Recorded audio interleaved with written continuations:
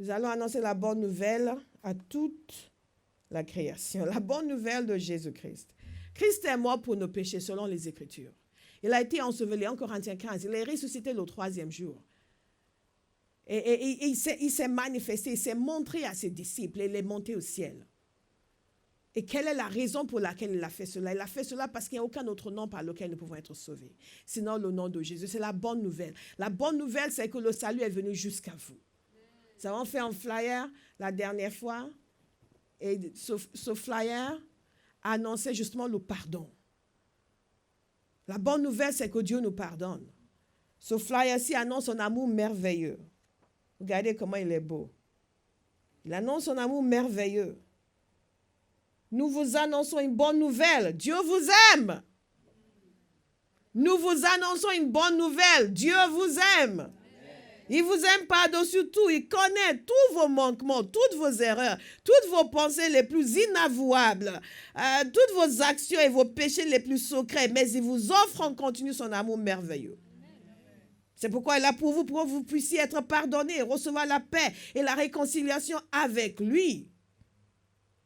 Grâce à son amour merveilleux, Dieu a pourvu la solution. Dieu lui-même, incarné en Jésus, a payé le prix à la croix pour que nous soyons réconciliés avec Dieu. En d'autres termes, il s'est substitué à nous. Il a pris notre châtiment et nous recevons sa paix. Pour bénéficier de cet amour merveilleux et du pardon des péchés, voici ce que nous dit la Bible. Si tu confesses de ta bouche le Seigneur Jésus, et si tu crois dans ton cœur que Dieu l'a ressuscité des morts, tu seras sauvé. Nous vous proposons de faire cette prière. C'est une bonne nouvelle. C'est une bonne nouvelle. Le nouveau flyer que nous avons préparé, qui va être distribué cette semaine, le titre, c'est « Déclaré non coupable ». Et nous le tirons dans des chapitres de mon livre « Reborn ». Il n'est pas encore en français, mais nous avons traduit cette partie. « Reborn and New Identity ». Et cette partie parle de « Declared not guilty ». Qu'est-ce qui se passe quand vous êtes né de nouveau? Vous êtes déclaré non coupable. C'est ce que ça veut dire, la justification. Dites, c'est une bonne nouvelle. C'est la bonne nouvelle. Déclaré non coupable. La parole de Dieu dit, nous sommes gratuitement justifiés.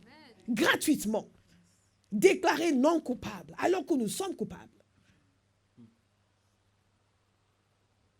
Et nous déclare non coupables. Alléluia. Et ce flyer va sortir cette semaine. Vous veillez bien à ce que ce soit bien agencé. God is good. Il n'y a pas de meilleure nouvelle. Dites à quelqu'un, il n'y a pas de meilleure nouvelle. Il n'y a pas de meilleure nouvelle. Il n'y a pas de meilleure nouvelle.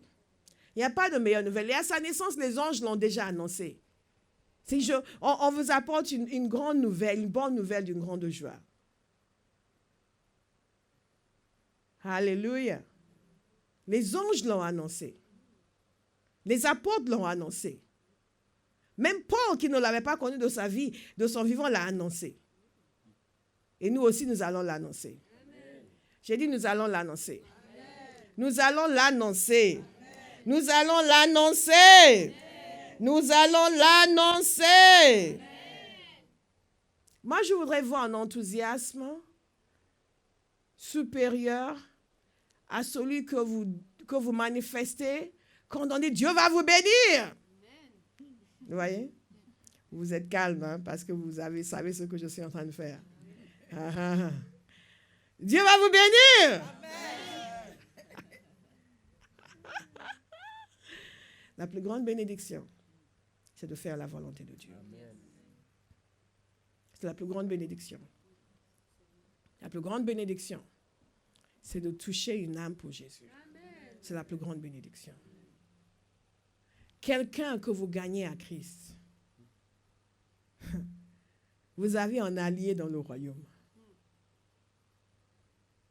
Vous changez la vie d'un individu. Sa famille est changée. Ses enfants sont changés. Sa destinée est changée. Quelle bénédiction. Quelle bénédiction. Quelle bénédiction. Zamakere manana sokoto. Quelle est la nouvelle que vous écoutez? Quand vous allez vers les gens, nous venons vous annoncer la bonne nouvelle. Parce que les gens écoutent toutes sortes de nouvelles. Ils écoutent les nouvelles sur quel chanteur a divorcé cette semaine. Vous n'imaginez pas à quel point c'est important pour les gens de savoir à quoi ressemble le bébé de... Dites-moi un nom. Il y a un bébé? Ah bon? Pour vous dire que nous n'avons pas les mêmes préoccupations. À quoi ressemble le bébé de Prince Harry? Comme si cet enfant vous connaît, ou risque même de vous connaître. Alléluia. Et telle actrice, elle a eu combien de maris? En quoi ça nous regarde? Vous savez, même quand vous regardez les entrepreneurs qui réussissent sont des gens qui ne s'occupent pas des choses qui ne les concernent pas. Quand les gens veulent gagner beaucoup d'argent, vous n'allez pas les voir en train de chercher des informations sur l'enfant de Prince Harry. Ils ont d'autres chats à fouetter.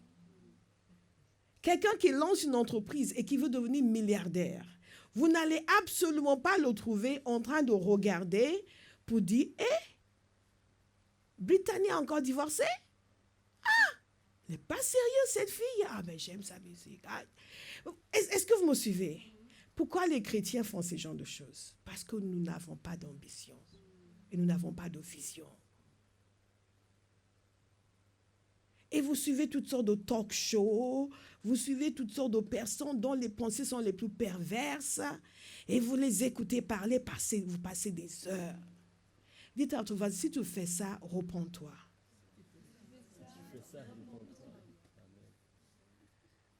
Ce n'est pas digne d'un enfant de Dieu. Il y a des gens qui meurent, qui vont en enfer. Jésus nous a dit d'aller vers eux. Et les chrétiens ont dit, oui, mais moi, je n'ai pas le temps en ce moment d'évangéliser pour pouvoir rentrer vite à la maison pour mettre son feuilleton préféré. Il bat sa femme maintenant. J'ai toujours dit que ce Philippe, il était bizarre. Des heures et des heures. Des informations, des nouvelles qui nous intéressent. Le dernier mannequin, la mode, la nouvelle chanteuse. Tout ce que vous voulez. Des informations sur qu'est-ce qu'il fait maintenant? Un tel qui ne s'intéresse absolument pas à vous.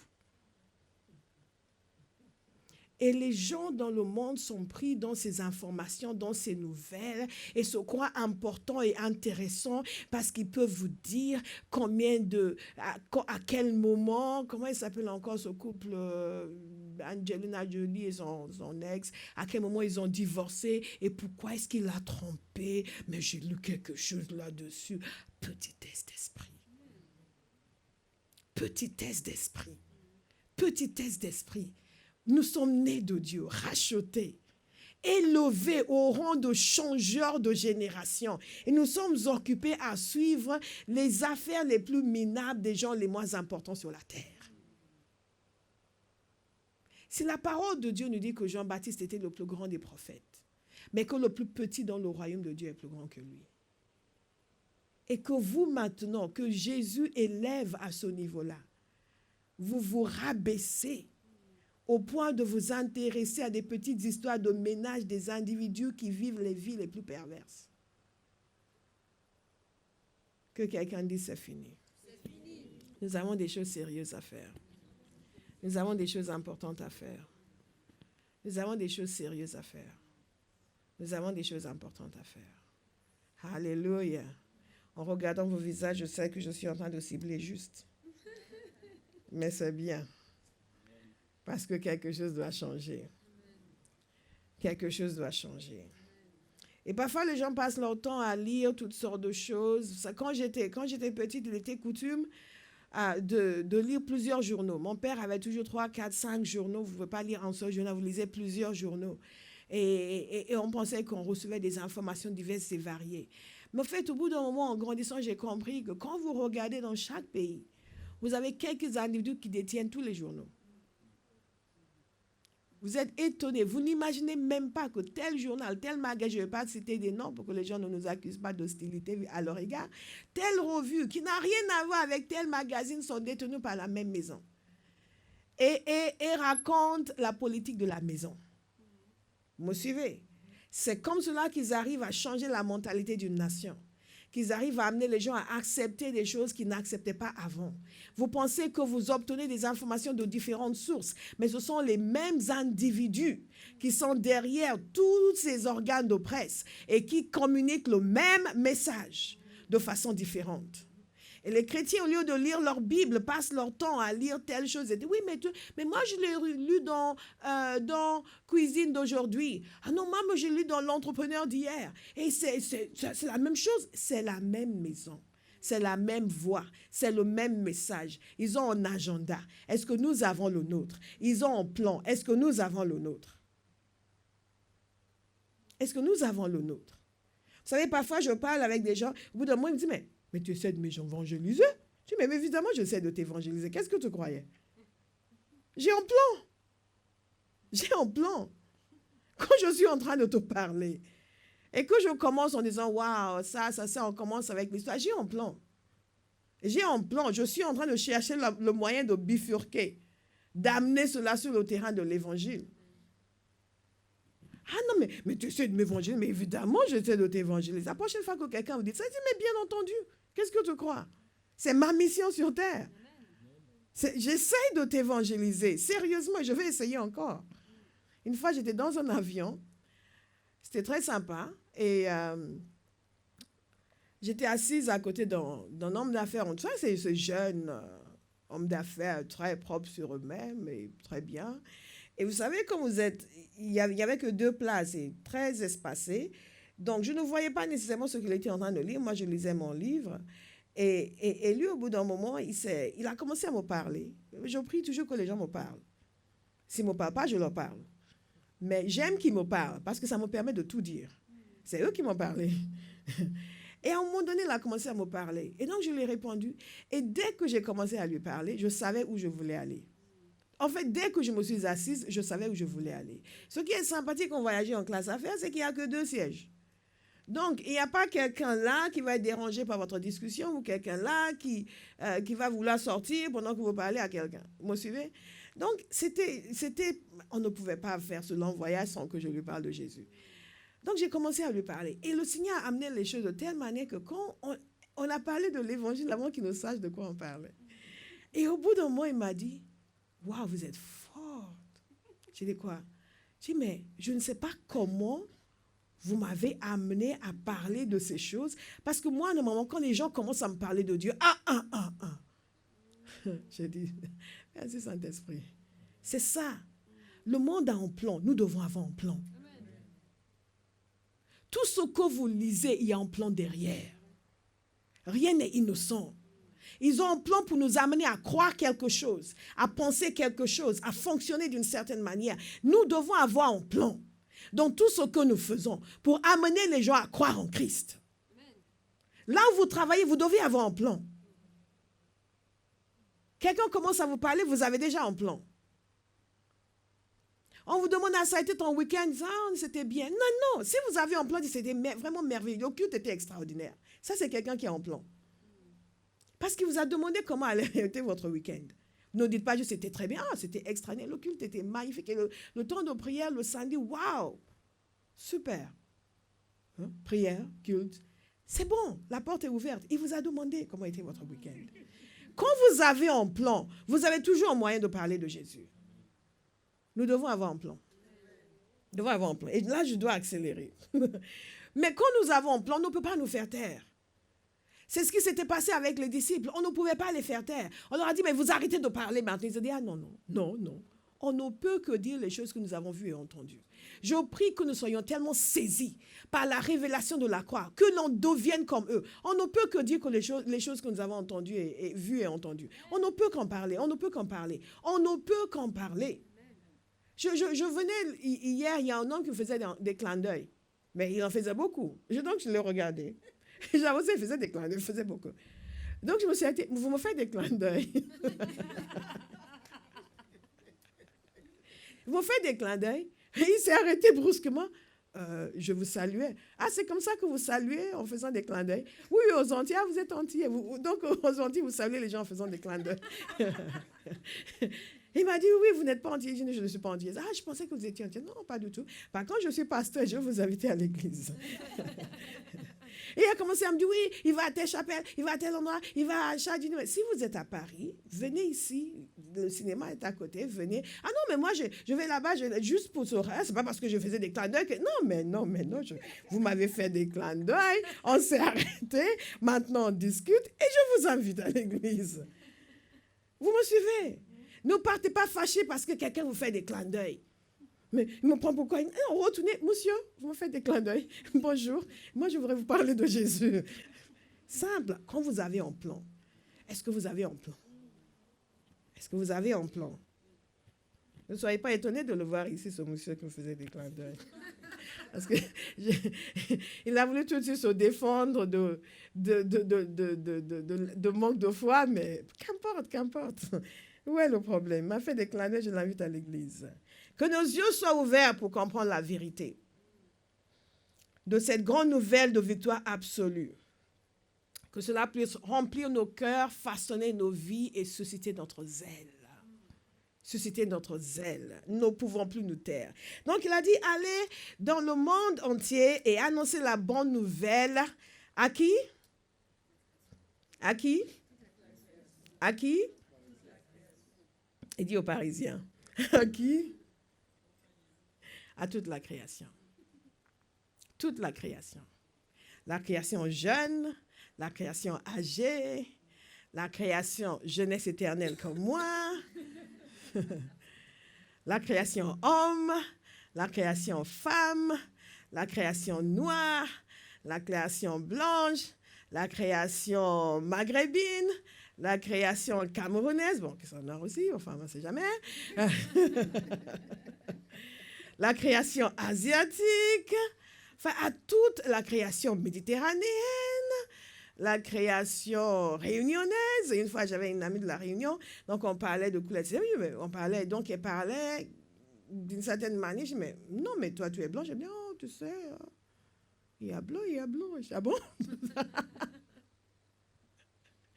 Donc, elle était manifestement un peu non tout chaud, pas trop sûre. Donc, à toute la création. Toute la création. Nous avons vu la semaine dernière qu'il nous a envoyés vers les nations. Là, nous voyons la même chose qui est réitérée à toute la création. Que Dieu nous ouvre les yeux et les cœurs pour aller vers tous les êtres humains. Quelle que soit la couleur de leur peau, quel que soit leur lieu d'origine, quelle que soit leur culture, quel que soit leur âge, quelle que soit leur situation sociale et économique, Jésus a dit toute la création. Il y a des gens, on les regarde, on sait déjà qu'ils ne vont pas recevoir. Ça, ce sont nos préjugés. Ce sont nos préjugés. On sait déjà celui-là. Ce sont nos préjugés. Je vous ai dit comment une amie à la fac s'était convertie parce que moi, je lui ai dit que je croyais en Dieu, alors que je n'étais pas convertie. Elle m'a regardée et m'a dit, si elle peut croire en Dieu, je n'étais pas aussi merveilleuse que je suis maintenant. Je sais que vous ne comprenez pas ce que je suis en train de dire. Simplement, j'étais jeune, j'étais très vivante. Avec des idées très arrêtées, très intello, très tac sur des choses. Et elle m'avait demandé comme ça en Dieu si je croyais en Dieu. Je dis, oh ouais, je crois en Dieu. Elle s'est dit, si Bola peut croire en Dieu, pourquoi moi je ne vais pas croire en Dieu? Et elle a suivi quelqu'un qui l'a invité dans une église évangélique et elle s'est convertie. Et moi, j'étais encore païenne. J'ai commencé à convertir les gens, même avant d'être convertie. Alléluia. Mais parfois, nous regardons certaines personnes, nous pensons que, ah non, lui, je vais lui parler, elle ne va jamais m'écouter. Ce n'est pas vrai. Jésus a dit prêcher l'évangile à toute la création. Donc, à Bauhaus, nous irons vers toute la création. Nous irons vers toute la création. Nous irons vers toute la création. C'est comme à Paris, les gens aiment prêcher l'évangile aux Noirs. Parce qu'ils pensent qu'eux, moi, ils sont ouverts. N'est-ce pas? J'ai même eu, je ne vais pas vous donner de nom, j'ai même eu à reprendre certains Blancs de ne prêcher l'évangile qu'aux Noirs. Oui, mais ils sont plus ouverts. Non, ce n'est pas vrai. Il y a des Noirs qui ne sont pas ouverts du tout. Et certains qui sont ouverts à tout. God is good. Mais c'est clair qu'ils risquent d'avoir une attitude un peu différente. Mais les temps ont changé, les choses ont beaucoup changé. Moi, je crois que les gens sont très ouverts à Paris. Les gens cherchent, sont en quête, sont très ouverts. Le problème, c'est qu'ils ne rencontrent pas assez de chrétiens. qui exerce anakazo. Oblige-les à entrer. Dès que les gens disent, oui, mais bon, je ne sais pas, bon, je suis invité. Non, ça ne suffit pas. On ne se contente plus d'inviter. On ne s'arrête que lorsqu'ils sont totalement convertis et établis dans la maison de Dieu. C'est mais pourquoi faut-il qu'ils viennent à l'église? Parce qu'il faut qu'ils deviennent des disciples. Jésus nous a dit, allez et faites des nations des disciples. Il n'a pas dit, prêchez l'évangile, jetez par-ci, jetez par-là, certains vont se convertir, et après, bon, on ne sait jamais. Non, faites des disciples. Nous avons la responsabilité de faire des disciples, d'aider les gens à continuer dans la foi, non pas simplement à venir, mais à continuer. Mais il y a plus que cela. J'ai parlé du fait que nous avons un mandat puissant. Un mandat puissant, mais nous avons aussi... Wow! Je pense que la semaine prochaine, je vais vous parler de Catherine Booth. Il y a un article sur elle sur mon blog que j'ai écrit il y a quelques années. Je vous encourage à le lire. Et je vais en parler la semaine prochaine si le Seigneur le permet. La semaine dernière, nous avons parlé de la vision de William Booth. Vous vous souvenez? N'oubliez surtout pas cette vision. Réécoutez et méditez sur cette vision parce qu'elle nous parle. Elle nous parle. Mais avant William Booth et avant cette génération de pionniers, avant la génération de Thomas Birch Freeman et tous ces gens qui sont partis en voyage missionnaire dans le monde, il y a un homme qui s'appelait William Carey. William Carey est considéré comme le père de la mission moderne. Je vous ai dit que dans l'histoire de l'Église, il y a des moments où l'Église était à fond dans la grande commission, où elle allait partout, elle évangélisait, elle amenait l'Évangile ici et là. Et comme par exemple, vous savez que l'Égypte a reçu l'Évangile très très tôt dans l'ère chrétienne. L'Afrique du Nord était chrétienne. Jusqu'au IVe siècle, l'Afrique du Nord était déjà chrétienne. Des parties du Sud, il y avait des royaumes chrétiens dans le Soudan. Et tout cela a disparu, bien sûr. Mais parce que les gens ont évangélisé, ont très tôt commencé à évangéliser. Pendant les premiers siècles, ils ont évangélisé. Mais il y a eu des moments où les gens ont perdu de vue la grande commission. Ici et là, dans l'histoire de l'Église, il y avait des mouvements où les gens ont repris la grande commission. Et après, ils perdaient cela de vue. Et ils l'avaient perdu de vue jusqu'à ce qu'on nomme William Carey. En anglais, un homme qui n'avait pas les moyens de faire des études parce qu'il venait d'une famille assez pauvre, mais d'une intelligence extraordinaire. Il s'est converti à l'âge de 18 ans. Et quand il s'est converti, il a commencé à aller à une église, des églises qu'on appelait les non-conformistes, des congrégationalistes qui n'étaient pas dans l'église anglicane. Nous ne le savons peut-être pas, mais auparavant, il y avait des églises d'État où tout le monde était obligé d'aller, même après la Réforme. Donc, l'église anglicane était l'église d'État et tout le monde devait y aller. Et à un moment donné, ils ont toléré quand même la dissidence. Donc, on les appelait les dissidents. Donc, il était en dissident. Et il s'est converti, là, il s'est joint aux dissidents. C'est un homme qui, à l'âge de 10 ans, il avait déjà appris le latin. Et à l'âge de 18 ans, il a commencé à travailler comme cordonnier parce qu'il ne pouvait pas faire des études, mais il a appris entre l'âge de 18 ans et 22 ans, si je me souviens bien, il a appris le hébreu, il a appris l'italien, il a appris le hollandais, il a appris le français. Oui. Seul. Et il y a quelque chose qui a commencé à le déranger. Après, il est entré dans le ministère avec les baptistes, il est devenu pasteur tout en travaillant. Et il était dérangé, il commençait à lire des histoires de... Dieu va utiliser tout pour nous aider. Il a commencé à lire les histoires d'un homme qui s'appelait le capitaine Cook, qui racontait, certains le connaissent? Non? Wow! Qui faisait des voyages dans des contrées lointaines et diverses, et il racontait des histoires de ses voyages. Et lui ne lisait pas ça juste par un esprit d'aventure. Quand il lisait cela, cet homme parlait de différents peuples, il était saisi par le fait que tous ces peuples n'avaient pas reçu l'Évangile. C'est ça qui le dérangeait. Et il a commencé à se poser des questions pour dire, mais la grande commission, elle est finie? On n'est plus censé aller vers les nations pour leur annoncer l'Évangile? Mais tous ces peuples, avec toutes ces pratiques, ne doivent-ils pas recevoir l'Évangile? Quand vous regardez vos feuilletons basés à Tahiti, est-ce que vous posez la question de savoir si sur ces îles merveilleuses, les gens sont sauvés ou pas? Et lui, ça a commencé à le déranger. Ils ont fait à une réunion des serviteurs de Dieu, des baptistes. Il devait proposer des questions de discussion. Lui, il a proposé cela pour savoir si la grande commission est encore actuelle. Est-ce que nous ne sommes pas censés aller vers les peuples païens pour leur annoncer l'évangile? Et il y a un vieux pasteur qui l'a dit, tais-toi, jeune homme, assieds-toi, jeune homme. Quand Dieu voudra sauver les païens, il pourra le faire sans te consulter, ni toi ni moi. Il le fera sans ton aide, ni la mienne. Nous ne le disons pas, mais c'est notre attitude. L'église aujourd'hui à Paris, nous pensons que si Dieu va sauver les Parisiens, il le fera. Hein. Et nous demandons, Seigneur, sauve Paris, sauve Paris, sauve Paris. Sauve, touche-les, touche-les. Alléluia.